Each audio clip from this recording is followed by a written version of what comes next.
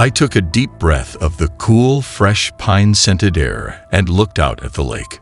The partial moon reflected off the glassy water, and on the other side I could see towering cliffs, going up several hundred feet. I considered whether we could canoe over, climb up a few dozen feet, and do some cliff jumping. I grinned. The camp director would have my head if we did that. If he found out. Movement at the very top of the cliffs caught my eye. There was a small light bobbing along the peak. At first I thought it was a star, but it was larger and gave off a golden glow. It slowly moved back and forth in a small arc. As I sat up and watched it, another appeared next to it, bobbing along the top of the cliff. Then another, and a few more. My stomach dropped into my feet.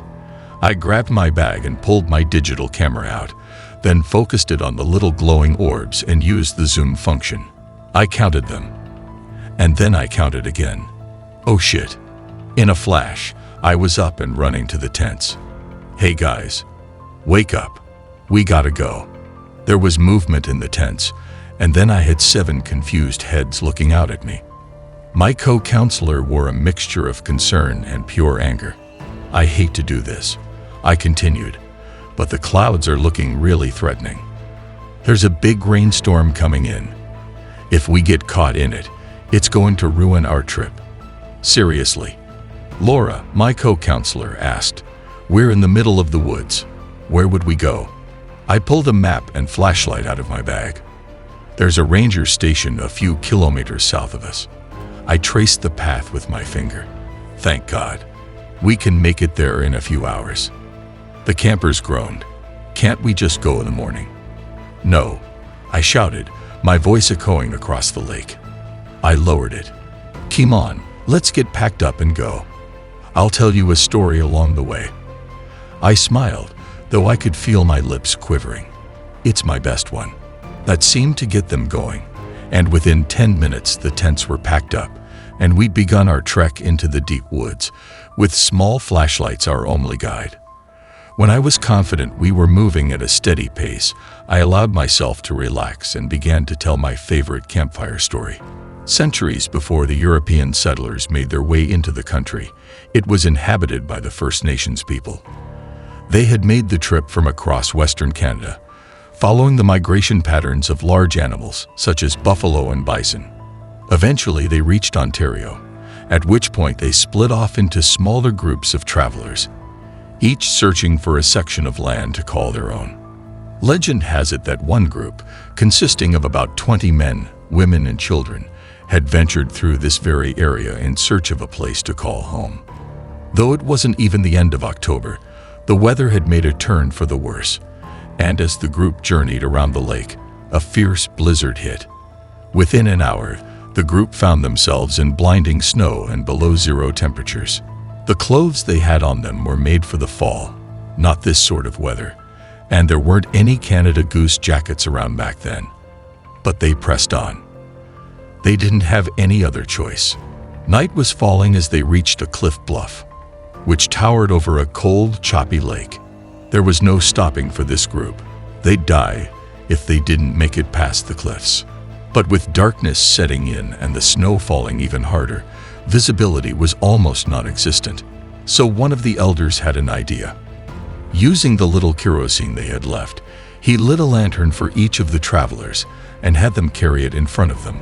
Not so that they could see the cliffs, but so they could see who was in front of them, allowing them to all follow each other across the narrow bluffs. With the strongest of the men leading the way, the group began to cross the cliffs. The freezing, wet snow soaked every bone in their body. The harsh wind chilled any exposed skin and threatened to push them right off the rock. Their path was no more than a few feet wide and would have been slippery to even the best of hiking boots, let alone hand-fashioned moccasins. Slowly, painstakingly slowly, they'd made their way up the cliffs, praying that whatever lay on the other side could shelter them from the intensifying storm. They were about halfway up, hundreds of feet above the lake, though it was well out of their vision.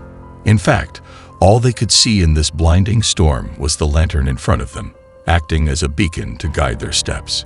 If the light moved up, they moved up. If it went down, they moved down.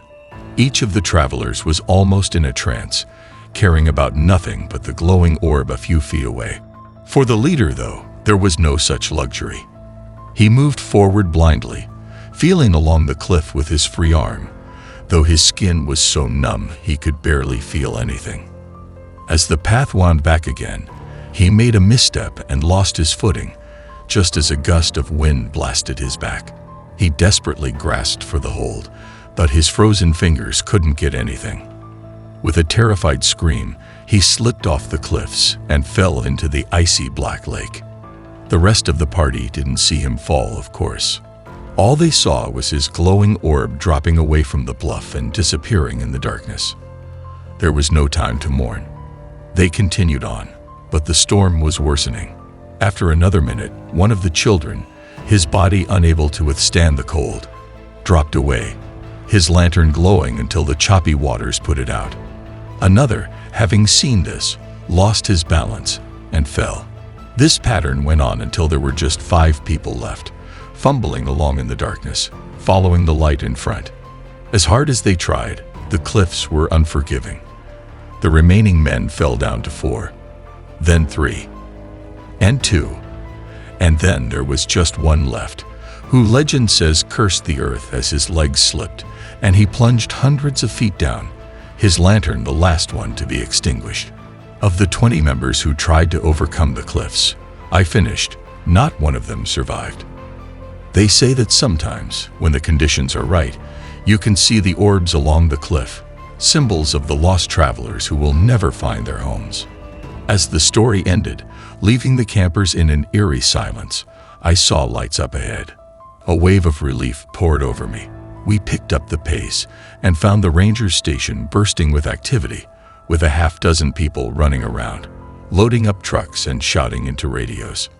The wind was beginning to really pick up, and I heard thunder in the distance. "Hey, you kids!"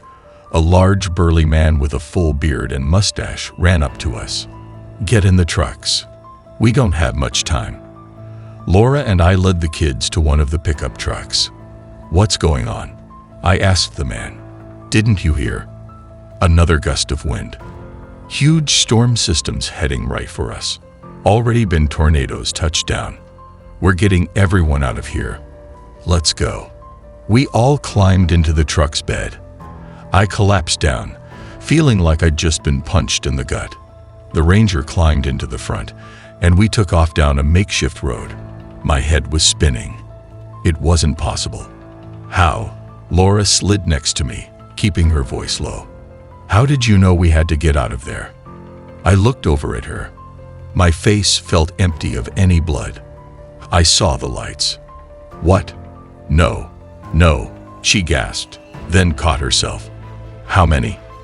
I took a deep breath. 8.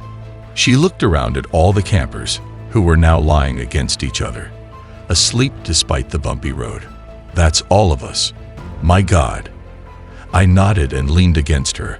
Laura had heard the traveler's story before, and she knew that I'd left out a key bit of information. The lights were real, but they were never random. If they were shining, bobbing back and forth, swinging in a small arc, it was because they had a message, a warning. One light would shine for each person who was about to die.